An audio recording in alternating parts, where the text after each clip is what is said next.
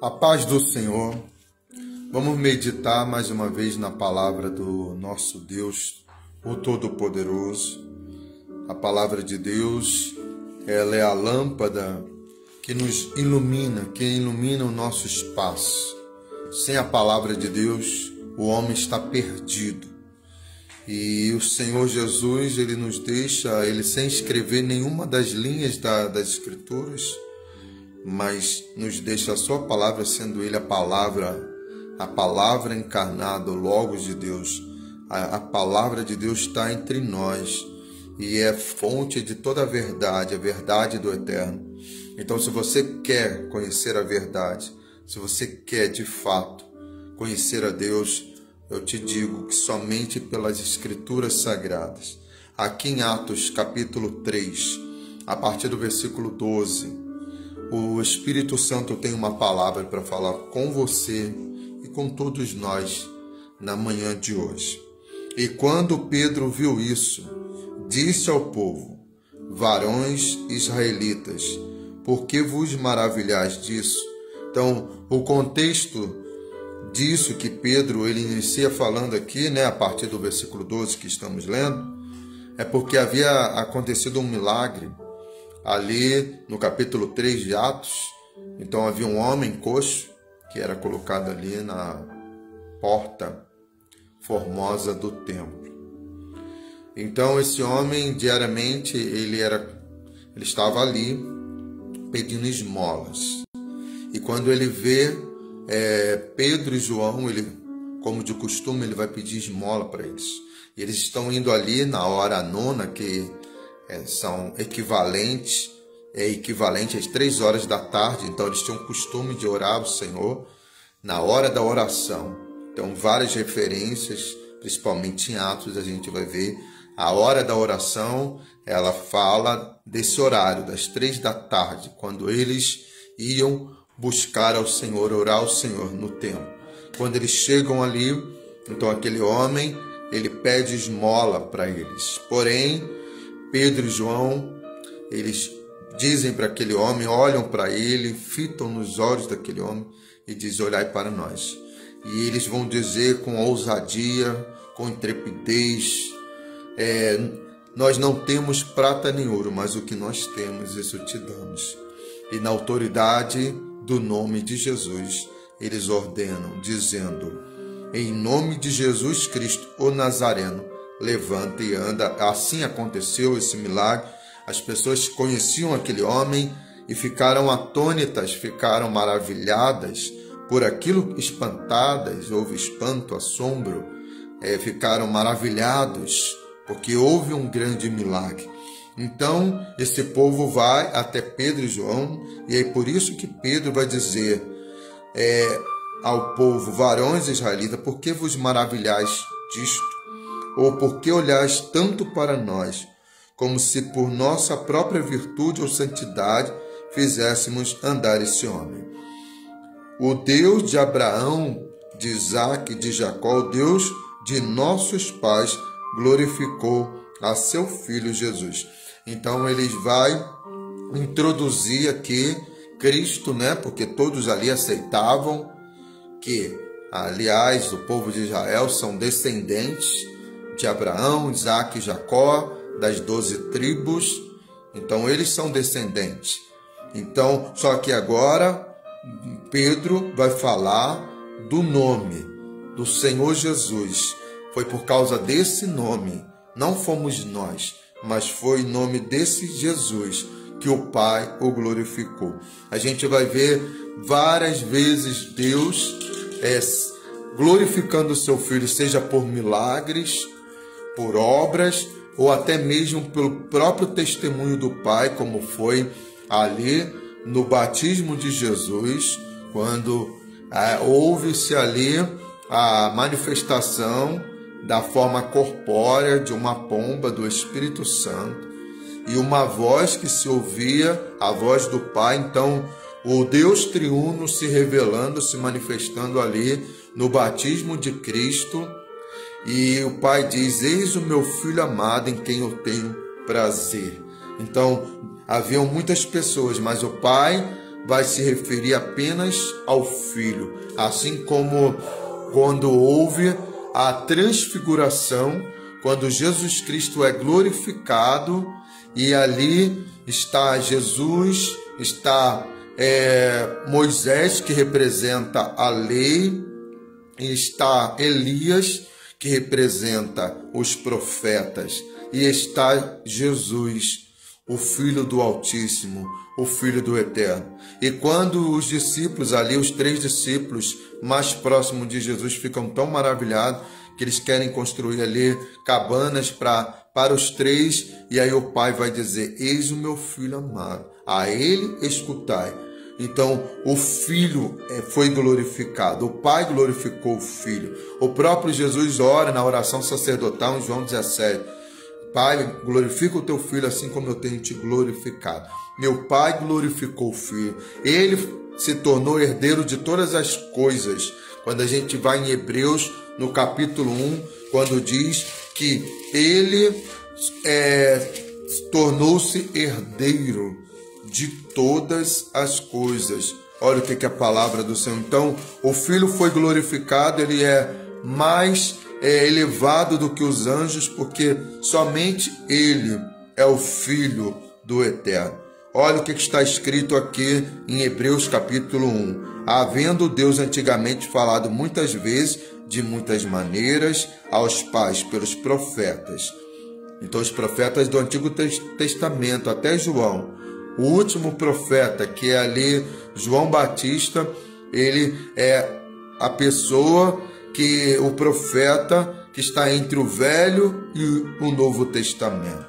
Ele é ali o divisor de águas. Então, a lei e os profetas terminam em João Batista. Ele é o último profeta, representando aí o Velho, o Antigo Testamento. Logo depois dele vem a graça em Cristo Jesus. Então, Deus falou através de seus profetas.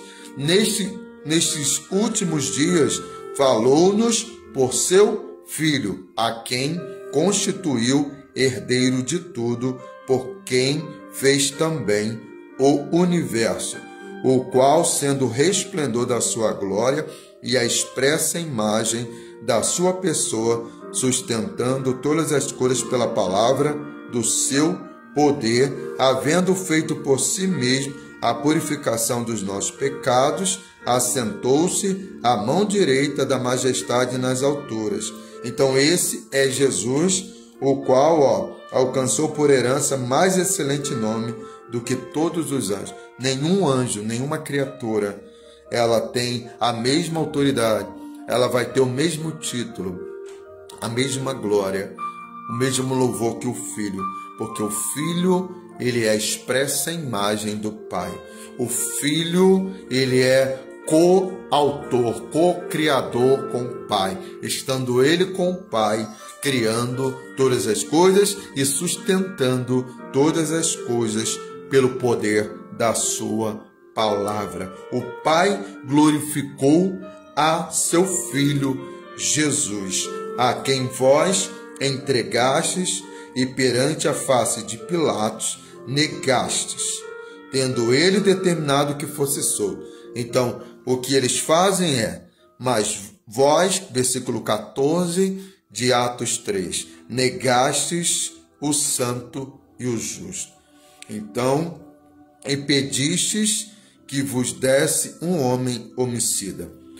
O indulto, Então, o Pilatos tinha autoridade para soltar o preso, só que eles rejeitaram. Eles preferiram soltar o malfeitor. Mas tudo isso estava profetizado. A questão não é a profecia, a questão é em quem ela se cumpre. O que a gente precisa entender é que muitas vezes a gente justifica algumas coisas quando a gente alega, mas está profetizado. Por exemplo, está profetizado que, por aumentar a iniquidade, o amor de muitos esfriará. Porém, que essa palavra, essa profecia não se cumpre em nós, em mim, Como estava profetizado que o meu amigo iria me trair, Lá em Salmo a gente vê, o meu amigo me traiu. Porém, quem quer ser o Judas da história? Então, que a gente possa entender, será que quando o Filho do Homem voltar, ele achará fé na terra? Existem palavras, então Jesus deveria morrer.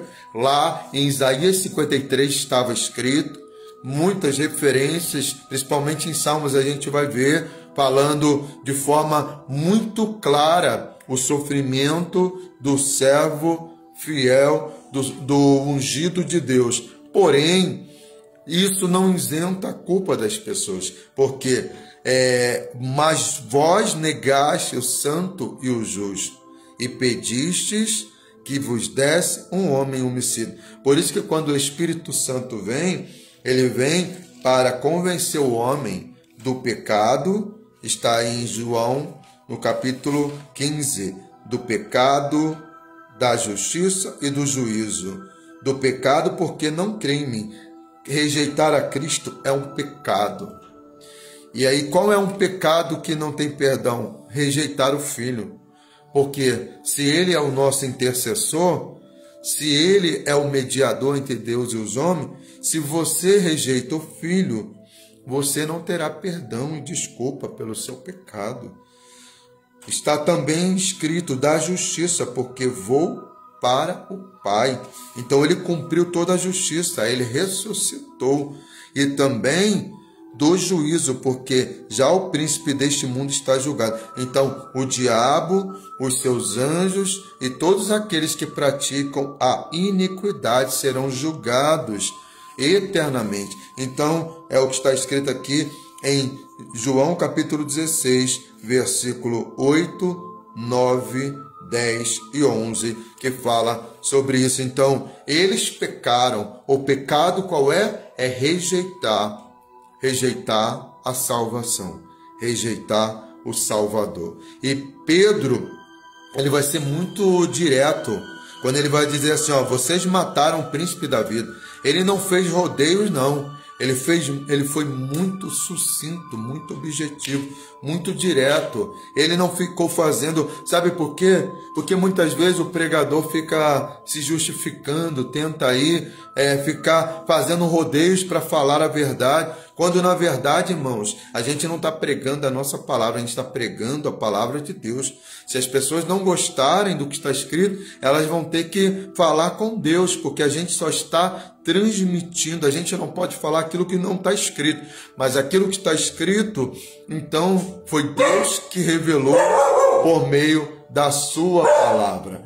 Então olha o que está escrito, o qual Deus ressuscitou dentre os mortos, do qual nós somos testemunhas. Se Cristo fosse um homicida, se Cristo fosse um injusto, ele não seria ressuscitado. Jesus foi o único homem que lá no seu túmulo, lá está escrito, ele não está aqui porque ele ressuscitou.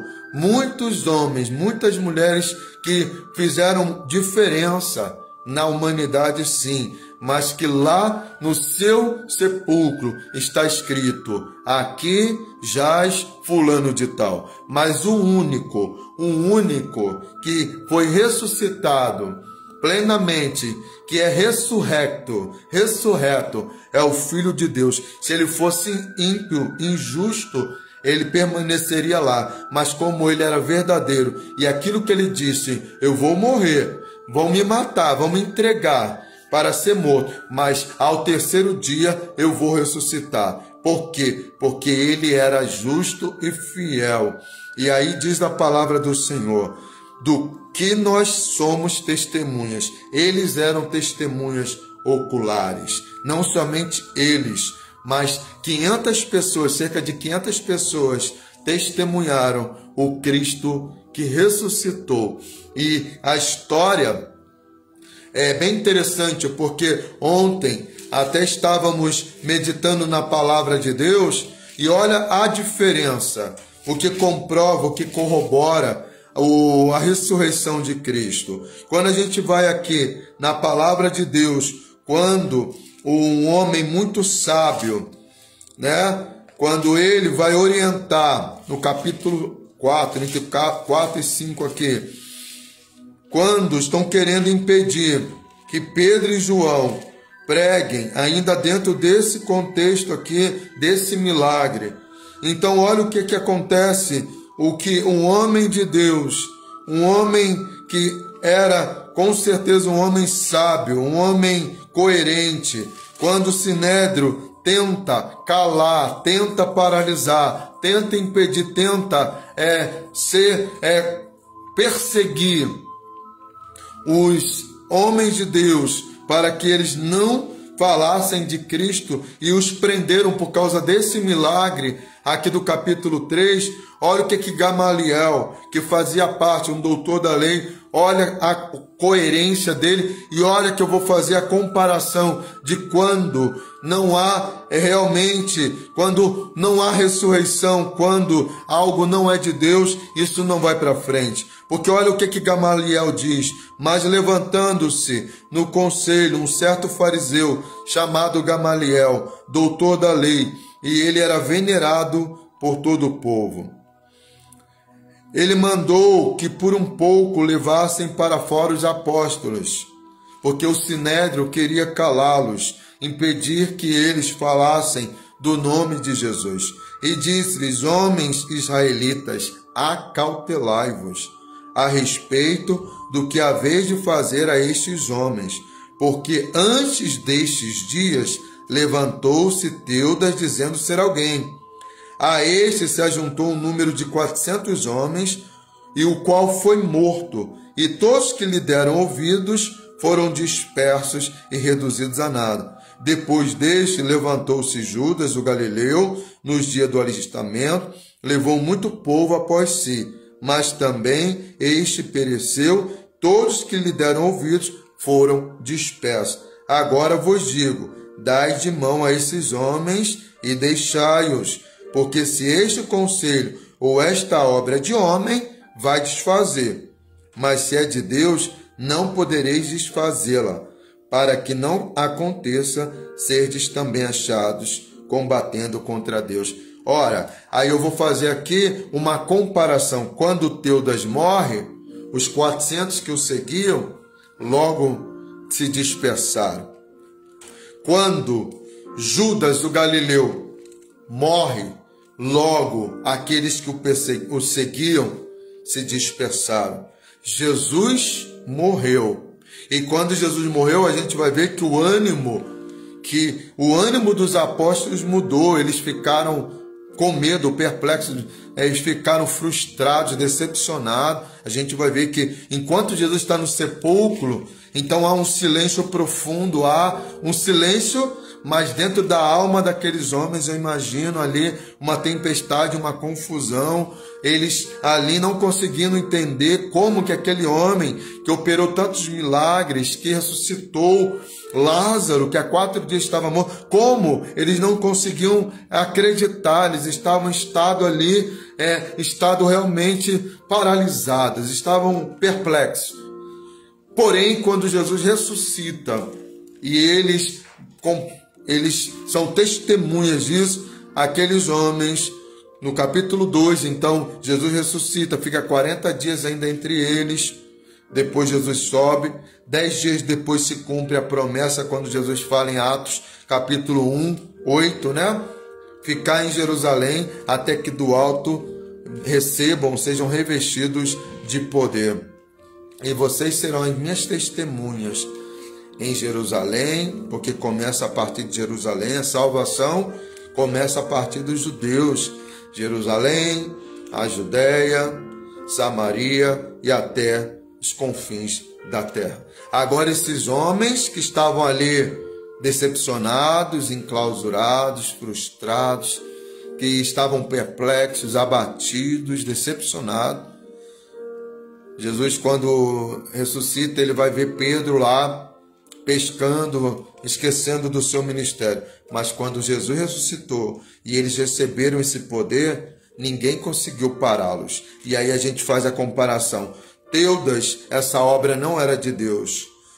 Judas, essa obra não era de Deus. Agora, essa obra, esse caminho que é Cristo, é tanto de Deus que o povo de Deus foi tão perseguido. A gente vê a história a história da igreja primitiva até o 3º século, como que eles foram perseguidos, primeiramente pelos judeus, pelo Sinédrio, mas não ficou só nisso. Depois a gente vai ver a gente vai ver Tiago sendo morto por Herodes, e depois a gente vai ver a perseguição aumentando, o próprio Império Romano se levantando de forma truculenta, Herodes, e esses homens se levantando contra o povo de Deus, de forma que eles foram mortos, perseguidos, tinham que se esconder para adorar o Senhor.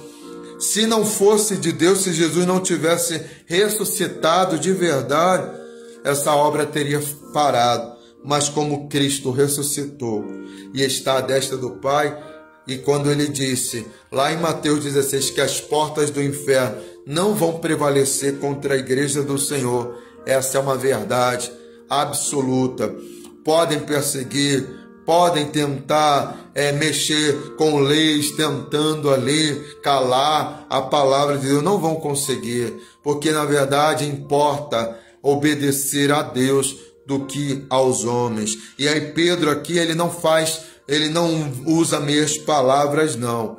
Pedro não fica escolhendo palavra, não. Ele vai direto ao ponto. Quando ele diz, vocês mataram o príncipe da vida, ao qual Deus ressuscitou dentre os mortos. Vocês tentaram pará-lo, vocês tentaram destruí-lo, porém Deus o ressuscitou dentre os mortos. Eu estou lendo aqui, Maiara, Paz Senhor, estamos aqui em Atos, no capítulo 3, a partir do versículo 15. Do que nós somos testemunhas, eles foram testemunhas oculares, eles viram os milagres, eles ouviram os sermões, ou eles ouviram os ensinos de Jesus, eles viram Jesus ser preso, ser morto, crucificado e morto, mas também eles viram o Cristo ressuscitado, e eles viram também o Cristo que ascendeu ao céu, o assunto ao céu, que foi para o céu e prometeu que um dia irá voltar para buscar o seu povo. Mas esse Cristo disse, ide por todos e pregai o evangelho a toda criatura, quem crê e for batizado será salvo, quem não crê já está condenado. Então, o que estamos fazendo enquanto ele não vem, enquanto ele não volta, é pregar a palavra e dizer, como os discípulos, pregando a verdade, indo direto ao ponto, porque o que liberta é a verdade. E aí diz a palavra do Senhor no versículo 16, e pela fé no seu nome, fez o seu nome fortalecer a estes que vedes e conheceis. E a fé que é por ele, que vem por ele, deu a estes na presença de todos vós esta perfeita saúde. Então foi pela fé, foi pelo nome, tá? A fé no nome de Jesus que fez com que aquele homem coxo que estava ali esmolando, era um mendigo pedindo esmola, esse homem, ele se levantou, andou, saltou e pôde louvar a Deus por causa desse nome. Esse nome é muito poderoso. Nesse nome, pessoas são salvas. Nesse nome, pessoas são curadas e libertas. Nesse nome, pessoas são batizadas com o Espírito Santo e com fogo. E por causa desse nome, as pessoas serão salvas. E aqueles que aguardam nesse nome, esses serão levados para onde ele está, possamos ir também. Então é no nome de Jesus, é pelo nome de Jesus, não é o nome de João, não é o nome de André, não é o nome de Maria, é o nome de Jesus. Ou a gente crê na palavra, ou a gente crê na tradição. Eu prefiro ficar na palavra, que diz aqui, o próprio Pedro vai dizer, em Atos 4:12, em nenhum outro há salvação, porque também debaixo do céu nenhum outro nome há dado entre os homens pelo qual devamos ser salvos. Somente no nome de Jesus. Pedro, o pastor, o líder da igreja, ele vai dizer isso. Não é no nome de Maria, não é no nome de Paulo, não é no nome de Pedro, não é no nome de José, não, nem de Abraão. é no nome de Jesus. Seja conhecido, capítulo 4 de Atos, versículo 10, de todos vós e de todo o povo de Israel, que em nome de Jesus Cristo, o Nazareno, aquele a quem vós crucificaste e a quem Deus ressuscitou dentre os mortos, em nome desse é que estes são diante de vós. Ainda falando sobre o paralítico do capítulo 3, o coxo que foi curado. Ele é a pedra que foi rejeitada por vós, os edificadores, a qual foi posta por cabeça de esquina. Isso está lá em Salmo, tá? Já era uma profecia em Salmo messiânica, falando da rejeição dessa pedra. Salmos 118, versículo 22 e 23. Então, falando de que ele seria rejeitado pelos edificadores. Quem eram os edificadores? A elite religiosa. Não eram eles que eram os detentores do conhecimento da Torá, da interpretação? Eles rejeitaram a pedra, mas Deus não, porque para Deus essa pedra ela é eleita e preciosa. Paulo vai falar em Efésios 2 e 20 que nós fomos edificados nos fundamentos dos apóstolos, ao qual Jesus Cristo é a pedra principal. Então, não é Pedro a pedra principal da igreja. A Bíblia diz que a pedra principal da igreja é Cristo. E sobre esta pedra, Cristo, foi edificada a igreja, e que Paulo vai dizer que fundamento da doutrina dos apóstolos. Atos 2:42, perseveravam na doutrina dos apóstolos. Mas de quem os apóstolos receberam a doutrina? Quem ensinou os apóstolos durante 3 anos e 6 meses? Que chamou-os e os ensinou e os discipulou. Foi Cristo. Então a pedra da igreja, a pedra da esquina, a pedra principal não é homem, porque o homem é limitado, porque o homem é falível. A pedra, a própria pedra é Cristo. Ele é a pedra principal, ele é a pedra de esquina. É sobre esta pedra e sobre os ensinamentos dele. Ele mesmo vai terminar o Sermão da Montanha, ali no capítulo 7, lá no final do capítulo 7 ele vai dizer que aquele que ouve as minhas palavras, e não a palavra de Pedro, e não a palavra de Maria, a palavra de José. Aliás, Maria nunca quis reivindicar tal autoridade. No primeiro milagre, ali em Caná da Galileia, quando ela vai até Jesus e fala: Jesus, acabou o vinho. E Jesus vai falar: mulher, o que eu tenho contigo? Não é que ele estava te dando fora nela. Ele apenas está dizendo que não era o tempo dele, porque ele estava ali em missão, que a vontade era do Pai. Então, e ela vai dizer para as pessoas que estavam ali trabalhando: tudo que ele falar, ouvis, escutai. Ela era a mãe biológica, mas Jesus tinha adquirido já a sua maturidade espiritual, sendo ele agora espiritualmente o sacerdote da sua mãe. Ela vai entender que ele era o cabeça. Faça o que ele mandar, faça o que ele disser. Certa vez Jesus estava pregando e vieram seus irmãos, sua mãe, e falaram: Jesus, sua mãe e seus irmãos estão aqui. Ele vai falar: os meus irmãos, minha mãe, são aqueles que fazem a vontade do meu Pai. Então, querido, a tradição ela não é maior do que a inspiração da palavra. Não adianta. Muitos querem trazer tradições, trazer revelações. Paulo vai dizer lá em Gálatas, eu estou sempre repetindo isso, né? Mas eu não cesso de falar as mesmas coisas. Quando Paulo fala que ainda que um outro, né, um de nós, ele ou qualquer apóstolo, vos traga outro evangelho, ou um anjo, a gente pentecostal adora o anjo, né? Cuidado. Nem todo anjo é anjo de luz.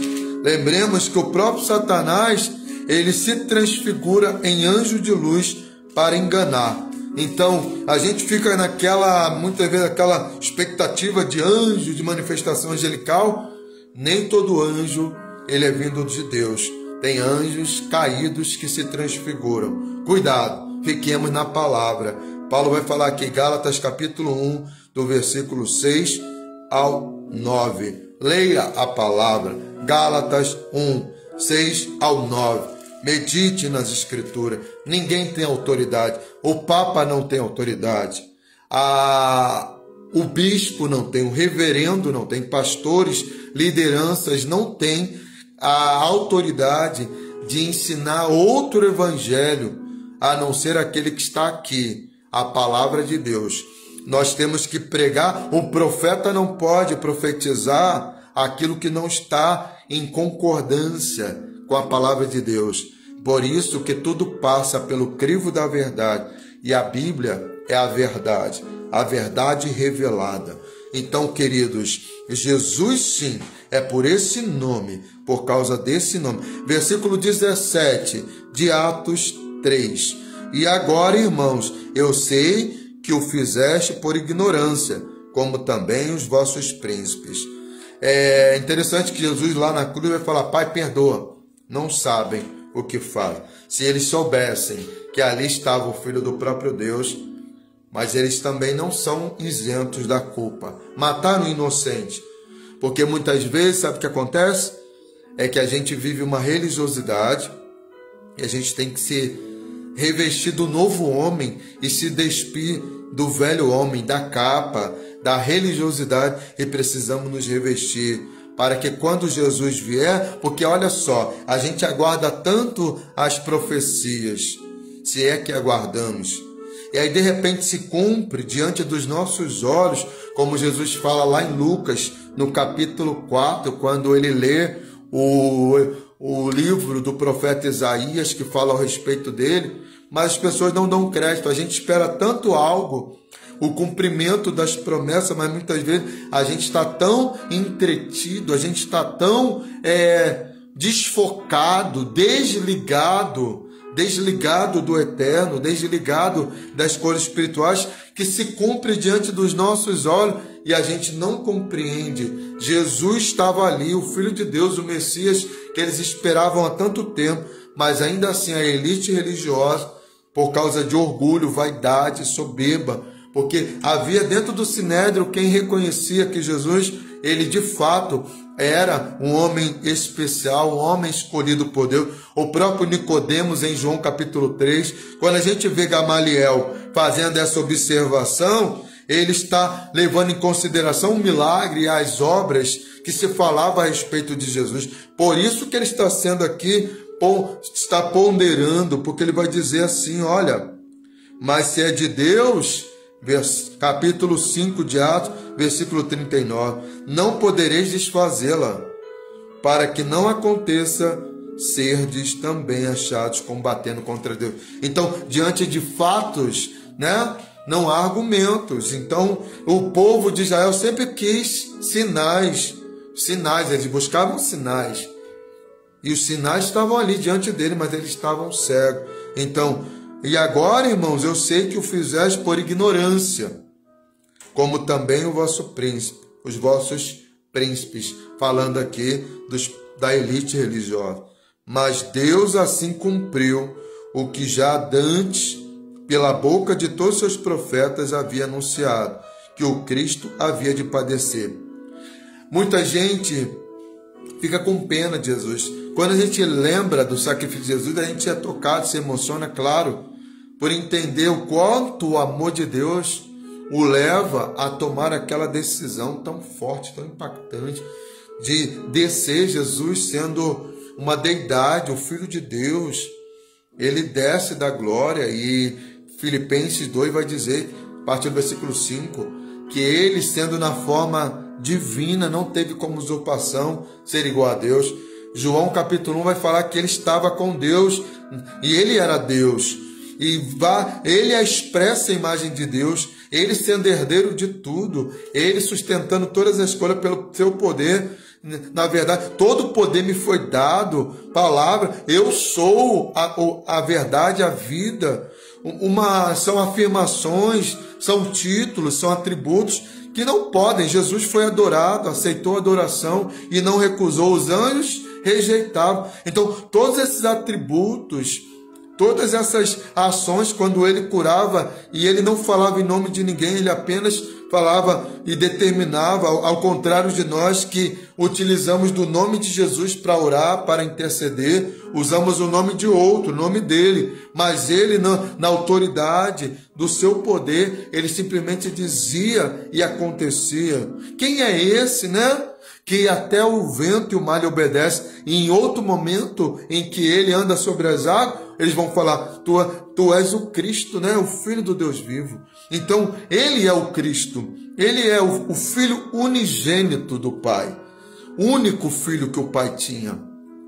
Todos nós éramos criaturas e recebemos o Espírito de adoção. Então, esse Cristo já estava profetizado que ele iria padecer, desde lá do Gênesis 3,15, que da virgem sairia um que esmagaria a cabeça da serpente e ela o feriria em seu calcanhar. Jesus foi ferido, ele foi morto, mas ele esmagou a serpente, ele venceu a serpente, ele nos deu condições de voltarmos para o Pai, de termos uma vida plena com Deus. Então, querido, tudo já estava profetizado a respeito dele, mas muitos não deram atenção, porque às vezes a gente busca, a gente quer olhar pela ótica humana, a gente quer ver pompa, a gente quer ver ouro, a gente quer ver glória, a gente quer ver coisas materiais, e é aí que a gente se engana, porque Jesus, ele veio, ele foi pedra, ele é pedra principal de esquina para aqueles que confiam, mas ele também é pedra de escândalo, porque ele veio e muitos tropeçaram, porque se você for ver toda a forma como Deus agiu para introduzir, colocar o seu filho no mundo, então são coisas que muitos acabaram não aceitando, porque quando a gente vai para a elite religiosa, a gente vai ver muito glamour, né? Principalmente saduceus ali, homens ricos, a aristocracia, pessoas que estavam tão envolvidos com o Império Romano, não os fariseus, mas os saduceus principalmente. Mas mesmo assim a gente vê num cenário de tanta pompa, de tanta riqueza, de valores se apoiando em coisas efêmeras e passageiras, aí vem um homem simples, né, que nasce ali numa manjedoura, que vai viver numa cidade, uma cidadezinha, um povoadozinho, pode vir alguma coisa boa de Nazaré, né? Que vai morar na Galileia, que também já era a parte norte de Israel, que ela era também mal vista por toda a história, né? E aí você vê aquele homem, filho de carpinteiro, vivendo uma vida assim. Então muitos ficaram escandalizados, não conseguiram aceitar que aquele homem tão simples, mas que contra fato não argumenta, porque as suas palavras eram poderosas. A própria multidão, ali no final do capítulo 7 de Mateus, chega à conclusão que ele falava como quem tinha autoridade, não como os escribas, e que aquele homem operava milagres, que onde ele chegava fazia diferença e vinha multidões atrás dele, mas mesmo assim o único sentimento que eles tiveram foi de inveja e não reconheceram o Filho de Deus, mas tramaram tudo para que ele fosse preso e ele fosse morto. Então arrependei-vos, queridos. Não adianta a gente ficar dizendo para a pessoa, venha para a igreja porque você é bom, porque a gente está enganando as pessoas, porque as pessoas entram para a igreja, mas não se arrependem, e ficam ali a vida toda, mas não se arrependem dos seus pecados. Porque a gente muitas vezes fica escolhendo palavra, porque às vezes a gente quer agradar o público, a gente quer ser ali chamado, muita gente que quer ser chamada para agendas, fazer agenda, então elas ficam ali adulando pessoas, dizendo, vem que a igreja está precisando de você. Queridos, isso não é verdade. Vamos pregar a verdade. Vamos pregar a verdade que os profetas profetizavam, pregavam, voltemos ao Senhor, arrependei-vos. Essa era a pregação dos profetas do Antigo Testamento. Ah, mas foi no Antigo Testamento, era o tempo da lei. Não, no tempo da graça também. João Batista, ele começa pregando arrependimento. Jesus começa pregando arrependimento. Os discípulos começam pregando arrependimento. Aliás, o próprio Pedro está dizendo: arrependei-vos, pois. Arrependei-vos não é remorso, é mudai a mente, mudai o seu coração, arrependei-vos. Se convertam de verdade, para que sejam apagados vossos pecados. Onde não há arrependimento, não há perdão de pecado. Então, não venha para a igreja porque você é bom, venha para a igreja porque você é mau. É verdade, somos pecadores, arrependidos. Reconhecemos que todos pecaram e foram destituídos da glória de Deus, e que o salário do pecado é a morte. Não adianta ficarmos enganando as pessoas. Deus vai requerer daqueles atalaias que não pregam a verdade. Deus vai requerer quando muitos estão ali na igreja e ainda não experimentaram um arrependimento genuíno. E aí a gente fica falando, pregando coisas que não vai trazer conversão, transformação das pessoas, perdão de pecado, não vai fazer com que as pessoas mudem de vida. E vem assim, quando há arrependimento, conversão, os pecados são apagados por aquilo que Jesus fez. E aí sabe o que acontece? E aí vem tempos de refrigério por causa da presença do Senhor.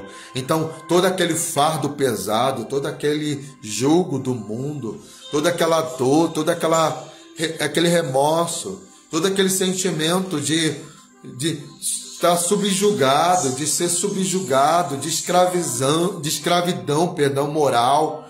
Muita gente que se vê ali, né, escravizado pelo pecado, pelos vícios, pelo engano, pela idolatria, por todo tipo de maldade, de malignidade, por inveja, ciúme, soberba, altivez, tudo isso.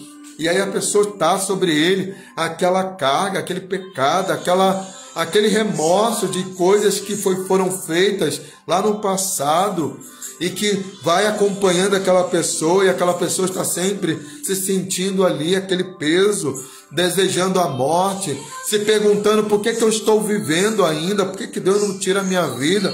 Do que me adianta viver se a minha vida não tem mais alegria, não tem mais esperança? Porque é o pecado, é a carga do pecado, é a culpa, é a acusação do diabo, é tudo aquilo que uma vida de pecado traz para a vida do ser humano.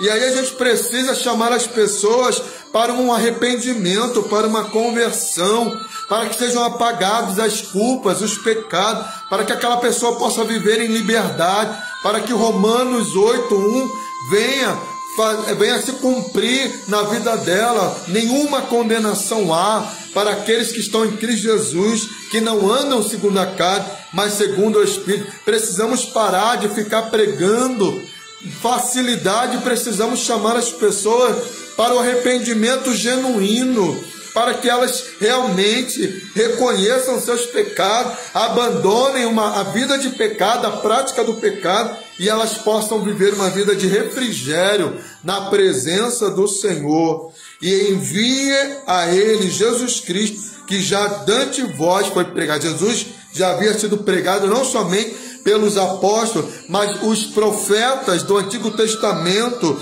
já falavam a respeito dele, porque ele é o Messias esperado. Aliás, a Bíblia ela é cristocêntrica. A gente vê Cristo em toda a Escritura.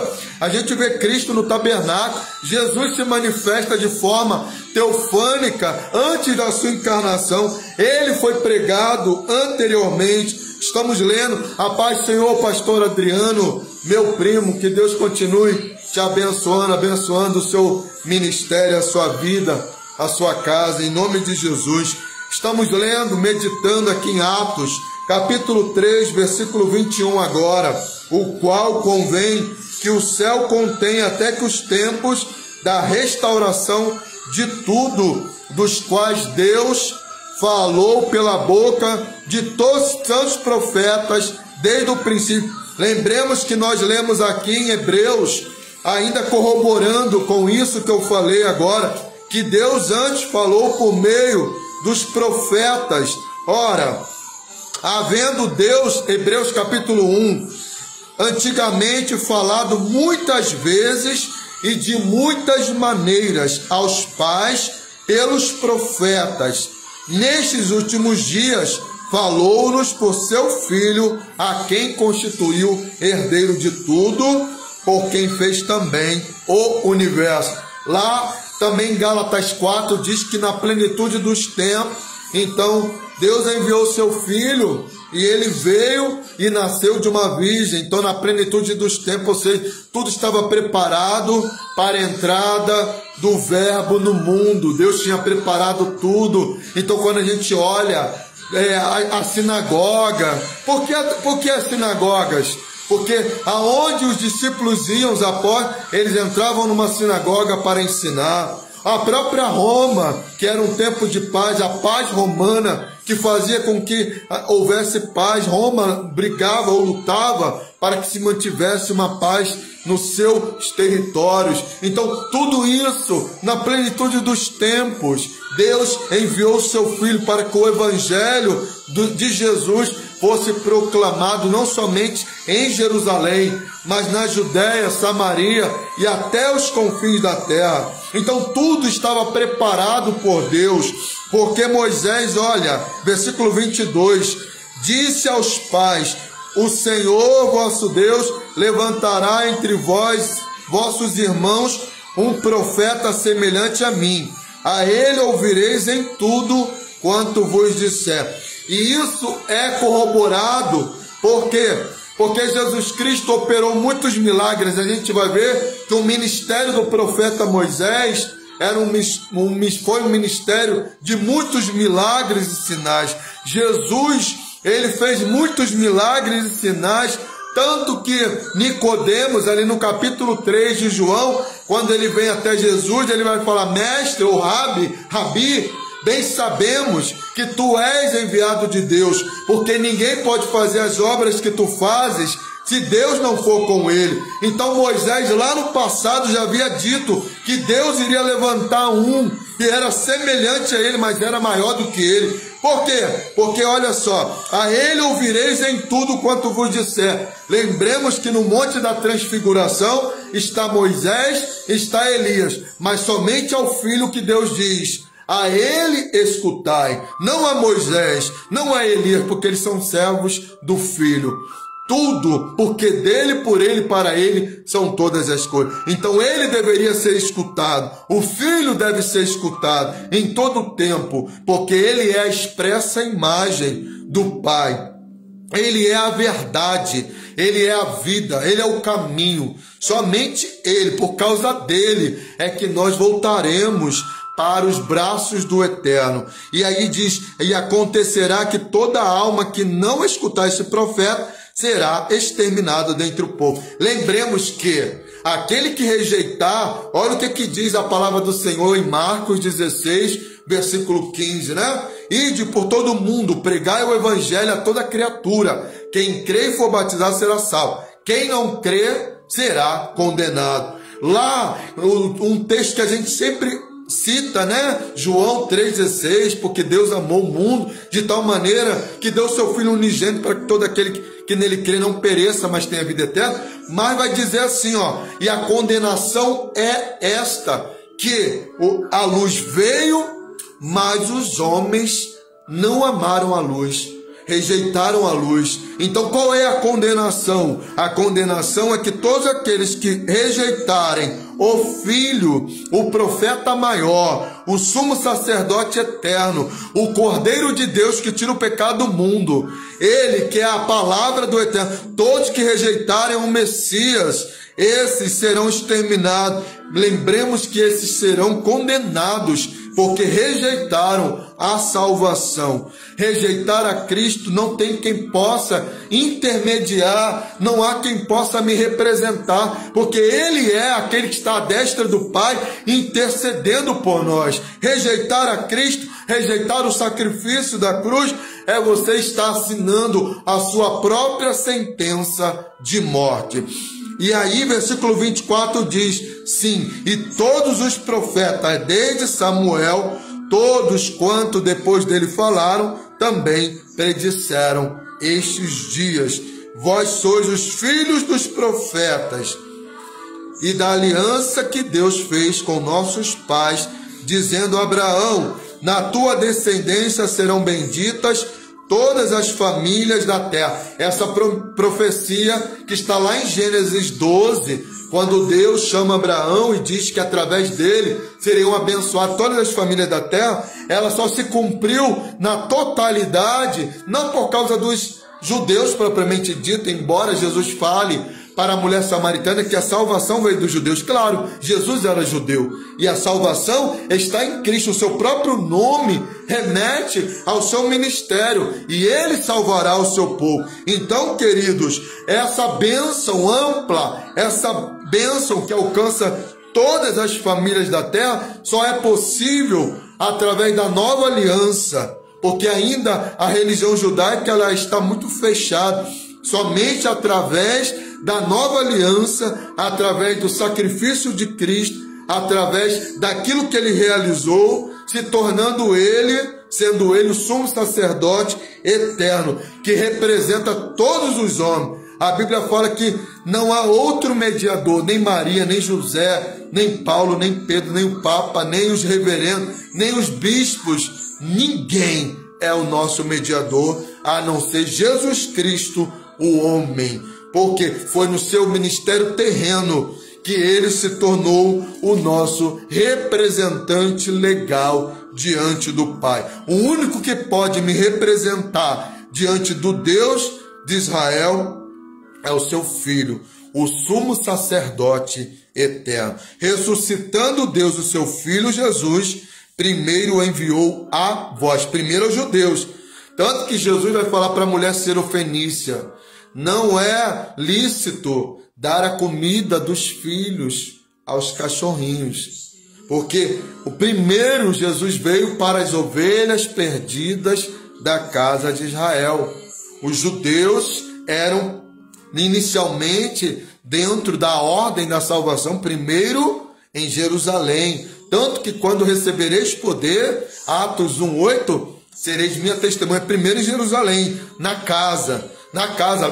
herança, nos filhos de Abraão, porque Deus tinha feito promessa a Abraão, a linhagem de Abraão. Então, primeiro a promessa entre eles, primeiro os enviou a vós. A salvação primeiro veio aos judeus, para que nisso vos abençoasse e vos desviasse cada um de vós da vossa própria maldade. Porque Jesus não pregou outro ensinamento que os profetas que o antecederam não haviam profetizado e pregado. Lembremos que Osés chama o povo: vinde, voltemos ao Senhor. Lembremos que Amós chama: venham, se arrependam, voltemos ao Senhor. Lembremos que Elias ali no Monte Carmelo, ele fala: se Jeová é Deus, seguiu, serviu. Agora, se Baal é Deus, serviu. Ou seja, deixai, porque o povo estava com o seu coração dobre, o seu coração dúbio. Ou seja, ora adoravam a Deus, ora adoravam Baal. E Deus sempre chamando o seu povo para uma fé verdadeira. Lembremos de Deuteronômio 6, que é o Shema dos judeus, nosso também. Ouve, Israel, o Senhor Deus, vosso Deus, é o único Senhor. Deus não divide a sua glória com ninguém. Jesus falou: não podemos servir a dois senhores. Então, a mensagem que Cristo trouxe era a mesma mensagem que os profetas que o antecederam, chamando Israel de volta, chamando Israel a um arrependimento. E a mensagem continua a mesma. Deus chamando a nossa geração a um arrependimento, a uma mudança de mentalidade, metanoia. Não basta só trocar de igreja, trocar de uma igreja para outra e continuar a mesma pessoa. Não adianta se vestir como um crente ou numa pregação querer impostar a voz como algumas pessoas fazem. Não é isso. O que devemos mudar é a mentalidade. Mudar é tirar as vestes do pecado, né, da natureza velha, carnal, e nos revestirmos do novo homem, viver em novidade de vida, viver para a glória de Deus, assumir a nossa posição em Cristo. Então, arrependei-vos dos vossos pecados, voltai para Deus. Não é a religiosidade, estar numa religião não vai me salvar. Eu preciso estar em Cristo, vivendo na plenitude do Espírito, vivendo em novidade de vida, tendo uma mentalidade de Cristo, a mente de Cristo, o perfume de Cristo, sendo uma carta aberta, uma carta lida pelos homens, aprovada por Deus. Somente assim. Não é religiosidade, não. É viver cheio do Espírito Santo. Ser cheio do Espírito Santo é ser controlado por Ele. É Ele controlando as nossas vidas, decidindo, nos mostrando que a vontade de Deus é melhor do que a nossa. Ela é boa, perfeita e agradável. É o que Paulo fala em Romanos capítulo 12, versículo 2. Não vos conformeis com este mundo, sejam transformados pela renovação do vosso entendimento, para que possam experimentar qual seja a boa, perfeita e agradável vontade de Deus. Somente vivendo uma vida nova. Não se pode colocar vinho novo em odres velhos, disse o Senhor. Não se pode pegar um tecido novo e querer colocá-lo num tecido velho. Vai se romper. Não, querido, não adianta receber a mensagem, receber o evangelho sem que haja uma mudança dentro de mim. Vai se perder, vai se romper, vai se estragar. Mas quando eu nasço de novo, e necessário é nascer de novo, é o que Jesus disse para Nicodemo. Quem não nascer de novo, quem não nascer da água e do Espírito, não pode entrar no reino do céu. Essa é a mensagem. Ela é simples, ela é pura, não precisa enfeitar. Essa é a mensagem. Quem convence o homem não sou eu apenas sou um transmissor, eu sou apenas um canal, um vaso de barro. Quem muda é o Espírito Santo, é Ele que convence o homem do pecado, do juízo e da justiça. Não é por força nem por violência, mas pelo meu Espírito, diz o Senhor. É o Senhor dos exércitos, é o Todo-Poderoso que convence o homem que ele precisa mudar. A mim, como pregador, pregoeiro da palavra, me compete pregar a palavra como ela está escrita, nem acrescentar e nem diminuir, mas falar aquilo que o meu Senhor inspirou aos santos homens que escreveram a palavra de Deus, mas inspirar. Quando a gente inspira, a gente recebe algo que está de fora para dentro, do alto para dentro. Isso é inspiração. Eles não receberam deles. Nenhuma profecia é de interpretação humana, disse Pedro. Mas os homens de Deus, eles profetizaram de acordo com a vontade de Deus. Então, a inspiração vem do alto. A mensagem vem de Deus, vem do eterno. E aí cabe a você, meu amado, que passar por essa live, tomar a sua decisão. Ou você permanece no erro e arcando com as consequências, porque o salário do pecado é a morte. Mas se você receber a palavra e se converter e se arrepender, o dom gratuito de Deus é a vida eterna em Cristo Jesus. Que a graça de nosso Deus, que o amor, que a graça de nosso Senhor Jesus Cristo, o grande e eterno amor de Deus, o nosso Pai, que a comunhão do Espírito Santo sejam derramadas em cada coração, e que hoje seja um dia de salvação, de libertação, de cura e também de batismo no Espírito Santo e com fogo, e que Deus nos prepare, todos nós, para que naquele dia glorioso, quando Ele vier nas nuvens buscar o seu povo, possamos estar preparados para subirmos com Ele. Meu pastor querido Adriano, meu irmão em Cristo e quase um irmão biológico, que é meu primo, meu sangue, que Deus continue te abençoando no seu ministério, fazendo o seu ministério fértil, produtivo, que a unção do Todo-Poderoso venha cada dia mais capacitar a ti, a mim e a todos aqueles que estão levando a palavra de Deus. Um grande abraço em você, em toda a sua família. Te amo em Cristo Jesus.